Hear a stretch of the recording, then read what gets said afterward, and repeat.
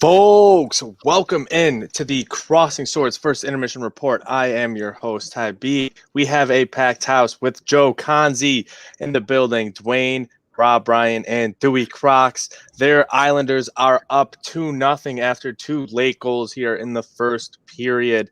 But first, we have to give a shout out to our sponsor, Manscaped. They are the best in men's below-the-waist grooming. They offer precision-engineered tools for your family jewels. Manscaped obsesses over their technology developments to provide you the best tools for your grooming experience. Manscaped is trusted by over 2 million men worldwide. Join the movement for all your below-the-waist grooming needs and use promo code TRAINWRECK to get yourself 20% off plus free shipping over at manscaped.com. I got to send it over first to Dewey and Rob. Your Islanders 2 goals late to take a lead in this one. All right, Robbie. All right.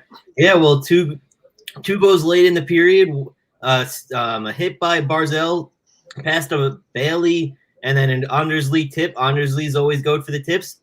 That's a Barzell 9-game point streak. And then later on in the period, we got a little J.G. Pageau short side nip to make it 2-0. That's his third game in a row with the goal. So he's got a little going. So looking good after one. Right. Yeah, so Barzell definitely on a career-high 9-game point streak. That's huge for the kid. Hopefully he continues to stretch here to start getting maybe a couple more goals in the back of the net, but we love that he's contributing. We've always known he is definitely more of a disher than a scorer, so he's just, as advertised there. And a big snipe from J.G. Pageau. Gotta love it. He's winning lots of faceoffs. He's actually one of the best faceoff men on the team this year, and you gotta love it winning all those faceoffs. Shut up. And these Islanders are not boring. Not boring at all. The Sabres had some legs in that first period. They had some couple of minutes in the zone there, and Varlamov made a couple of big saves there to keep the Isles up too. No, absolutely. Dwayne and Conzi, I get your thoughts on this, chiming in on that first period. Obviously, those 2 late goals are pretty much on brand for the Sabres. Had the meme ready to go on that one because it's happened so many times. I don't know why they love doing it, but they love doing it. Dwayne, you started off. I mean, yeah, you had some legs there in the first period, but you should after 2 weeks off. But I mean, there's the thing of it is there's the little things that they're failing at that you notice that are like the little things that really are only happening, in my opinion, because that lack of time together, that lack of being on the ice together as a team and practicing. First example I noticed within the first minute is Dahlin sends a routine pass to Colin Miller that he just doesn't have his stick on the ice, where it's almost like he wasn't paying attention, and it led to a sequence of scoring chances for the Islanders. It's you can tell, like, yeah, off the bat you're going to have fresh legs, you're going to create chances because the fact that you're well rested, but it's just the little things, the hockey plays, the hockey IQ things, these dumb mistakes that you're making in your own end that you might not be making so much if you've been playing. You haven't been playing, and you see Omar give up that muffin on the second goal. That's a tough one for him to let in. I think normally he makes that save, and even that scoring chance for Olofsson. Like, does he still get? I mean, great. I'm not gonna take anything from Lavarov. That was an amazing save, but like, does he still get stoned there if Olofsson's been consistently on the ice for 2 weeks, has been shooting pucks, has been working on probably the best part of his game, that shot of his. Because we've how many times we've seen it, he doesn't miss that shot.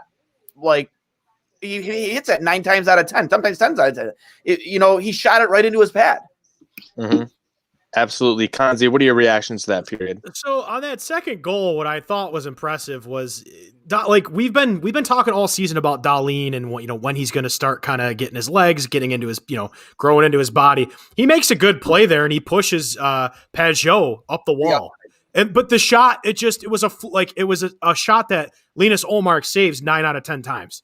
But like the defensive play of Dahlin on that was impressive. Pushes him up the wall, gets him where he needs to go. It's just one of those fluke shots that happens. Great release. Not taking anything away from Pageau, but let's face it, guys. Islander fans over here on their high horse, acting like the Islanders are the cup contenders right now. Would you guys win 3 games? I think it was like 2 weeks ago you guys were complaining and wanted Lou Lamoriello fired. Barry Trotz was the worst coach you'd ever seen. And Leo Komarov you wanted to throw off a cliff. So, like, Yeah, Dewey was starting the hot garbage fire. I'm sorry? 2 out of those 3 things. 2 what? Okay, real quick. I'm going to finish my Barry thing. Trotz has been making great coaching decisions. All of a sudden. Up until Hey, I've never criticized why Barry he Trotz. played Leo Komarov after taking a late game penalty that costed them the game and giving them late minutes there. All I'm saying is this. I'm saying that the Sabres still need to get their bearings, but there's things that I'm seeing from this team that I like the Dahlin play. But it's going to take a little bit for this team to get going here. But it just cracks me up that Islander fans are like, ha, we're good again. You're playing the Buffalo Sabres without some key players tonight. So why don't we jump off that high horse a little bit, guys? Remember, who's the only team that's beaten the Bruins in regulation this year? Whoop-de-doo. You guys got a cup? Exactly.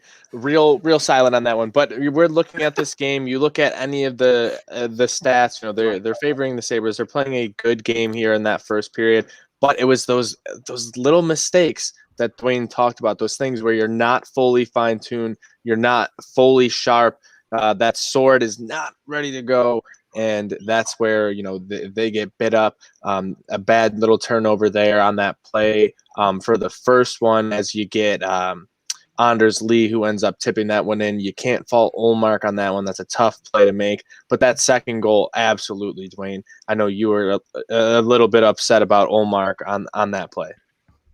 Yeah, you have to make that save. You know, the only thing maybe Dahlin could have did better on that was maybe take the body, force the body on him, but he kept him to the outside. Like, that's a save Olmark has to make. That's a save your defenseman needs you to make. He didn't do anything wrong on that play. You need your goalie to make a save there. No, absolutely. And him not making that play puts you in a bad situation here now, having to come behind from 2-0, and you haven't played a game in 2 weeks, Kanzi. Yeah, I just think it goes back to what I've been saying, for the last couple of weeks here. They're behind the 8 ball. They've been behind the 8 ball for 10 years, but specifically this, shots were 12-8 Buffalo on that. That's the crazy thing about this team. They're the only team I know, one of the only teams I know that can outshoot a team and still be down 2-0 after one period. Makes absolutely no sense to me. They've had good chances. They have to convert, but it goes back to chemistry. This team hasn't played in 2 weeks. Let's cut them some slack. But with that being said, one thing that still aggravates me about this team and has for 10 years is they consistently get bullied up the boards all the time. And it's frustrating. And it's going to take one guy to start laying the wood here. But, was it Reinhart got dumped on that first goal by Anders Lee? Did you see that, guys? Just absolutely trashed. The MVP of the team, right? The MVP of the team. That can't happen if you're trying to win hockey games. I'm sorry. That opened up so much space on the ice, and it frustrates me. I'm not saying Reinhardt's a bad player, but that can't happen, guys. Come on, he got dusted. No, it puts your goalie in a very bad situation, and it puts a ton of pressure on the defense as well to really have to make a play, and then you saw exactly what happened. The Islanders were able to take advantage, and Kanzi, you talked about it. The Sabres leading in shots right now. They're leading across the board except for one category besides goals. High danger chances. Islanders were able to get in close, and they were able to convert on 2 of those opportunities. Sabres not getting necessarily the best opportunities, right. And when they did, obviously Varlamov came up big. I will say this too, one last thing, and I will quiet down the rest of this intermission. Marty Baron says it on every post game, intermission, everything.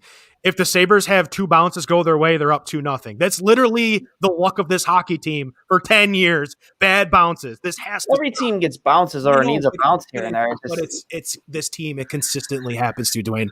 Consistently happens to every single night in and night out. Maybe you just need to finish plays. I'm not going to put things on puck luck. Sometimes you get a lucky bounce here or there, but I mean. That those plays aren't on account of puck luck for the Islanders. And it was like a good tip by Anders Lee, and a terrible goal for Linus Olmark to let in a 1-0 game late in the first period.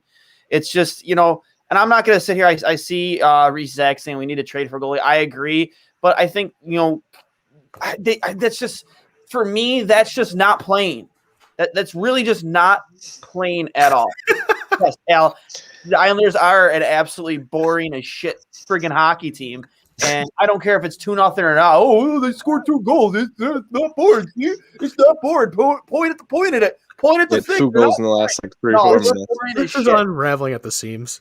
They're just boring as shit. And, hopefully the Sabres can get their shit together here in the second period. But that's the thing. This is what I expected. I expected small little mistakes that were going to, evolve into bigger issues. And you're seeing it as this game goes on. You're seeing that goal by Omar, You're seeing, routine passes not being picked up by your defenseman. It's, that stuff's going to keep happening. And it's not a count of not playing together. It's a count of sitting at home playing Fortnite for friggin' 2 weeks because you have nothing else you can do.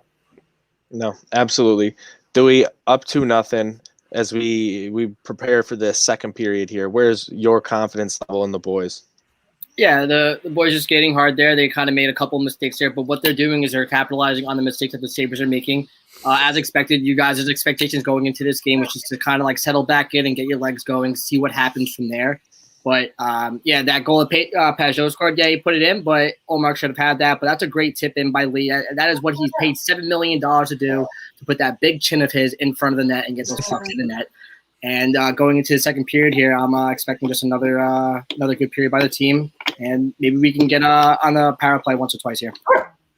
Yeah, we got a lot of comments here, a lot of big things. Yeah, we should have probably made a move and gotten a guy like Marc-Andre Fleury. I think having a solid goalie that you can depend on night in and night out is a big difference for a team. And when you're able to play with that confidence that like if you might make a little mistake, that your goalie is going to be there to pick you up, that's a huge thing for a team, especially with like a lot of young guys at that point who are trying to find their way in the league and make a mark and do some things offensively. Like I think Dahlin would really benefit from having, more confidence in a guy between the pipes. I mean, it's the better defensive partner that's, can't pick up a pass from 10 feet away. It's a Fortnite pro streamer. He loves COVID pro.